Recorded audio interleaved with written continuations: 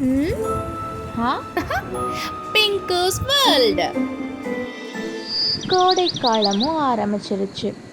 ஒரு பெரிய மரத்துக்கு கீழே ஒரு வெட்டுக்கிளி தன்னோட கோடை காலத்தை சந்தோஷமாக அனுபவிச்சுட்டு இருந்துச்சு. பாட்டு பாடிட்டும் டான்ஸ் ஆடிட்டும் சந்தோஷமாக தன்னோட பொழுதை போக்கிச்சு. ஆனால் அதே நேரத்தில் எறும்புகள் எல்லாம் குளிர்காலத்துக்கான உணவை சேகரித்து கொண்டிருந்துச்சு. அப்போது இந்த வெட்டுக்கிளி கேட்டுச்சு, ஏய் எருமை நண்பா, ஏன் இப்படி வெயில் காலத்தை அனுபவிக்காம இப்படி ஒரே வேலையை செஞ்சுட்டு இருக்கீங்க? வாங்க என் கூட ஒன்றா சேர்ந்து நம்ம டான்ஸ் ஆடி பாட்டு பாடலாம் அப்படின்னு வெட்டுக்கிளி எறும்பிட்ட சொல்லிச்சு. அதுக்கு எறும்பு, இல்லை நண்பா, நாங்கள் குளிர்காலத்துக்கு தேவையான உணவுப் பொருட்களை சேகரிச்சுக்கிட்டு இருக்கோம்.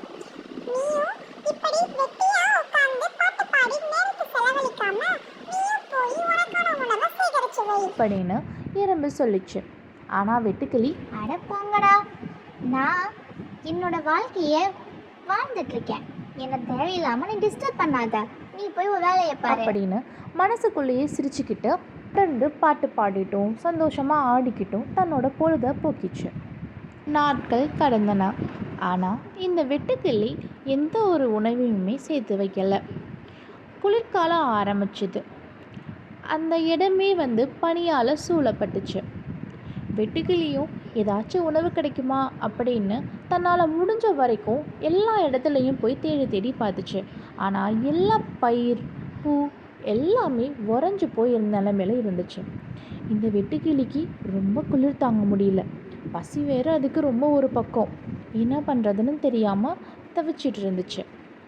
ஆனால் எறும்புகள் எல்லாம் முன்னாடியே தன்னோட உணவுப் பொருட்களை சேமித்து வச்சனால அது தன்னோட பொந்துக்குள்ளே நிம்மதியாக சந்தோஷமாக அந்த உணவுகளை எல்லாரும் பகிர்ந்து சாப்பிட்டுட்டு இருந்தாங்க.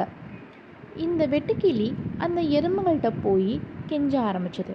எனக்கு ரொம்ப பசிக்குது, தயவு செஞ்சு எனக்கு உணவு கொடுங்க, நான் சாப்பிடலன்னா நான் இங்கேயே செத்துடுவேன் போல அப்படின்னு வெட்டுக்கிளி எறும்புகிட்ட கெஞ்ச ஆரம்பிச்சது. ஆனால் எறும்புகள் ஒத்துக்கவே இல்லை.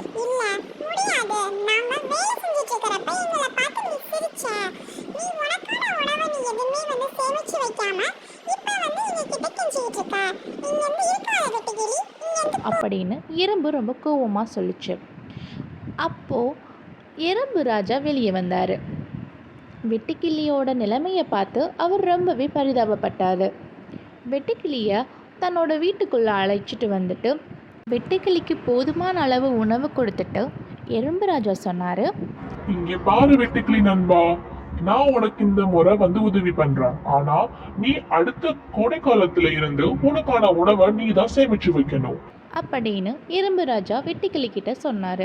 வெட்டுக்கிளியும் தன்னோட தவறை உணர்ந்துச்சு. கோடைக்காலம் ஆரம்பிச்சுது. வெட்டுக்கிளி இந்த தடவை தன்னோட நேரத்தை தேவையில்லாமல் வீணடிக்காமல் தனக்கான உணவை சேமித்து வைக்க ஆரம்பிச்சிது. எறும்புகளும் அதை பார்த்து ரொம்ப சந்தோஷமானாங்க.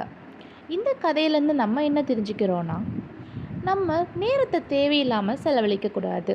வந்ததுக்கப்புறம் பார்த்துக்கலான்னு எண்ணமும் இருக்கக்கூடாது. எதை எந்த நேரத்தில் பண்ணணுமோ அதை கரெக்டாக முன்னாடியே நம்ம பண்ணி வைக்கணும். The end. உங்களுக்கு இந்த ஸ்டோரி பிடிச்சிருந்துச்சுன்னா என் சேனலை லைக் பண்ணுங்கள், சப்ஸ்கிரைப் பண்ணுங்கள். It's me pink. பாய்.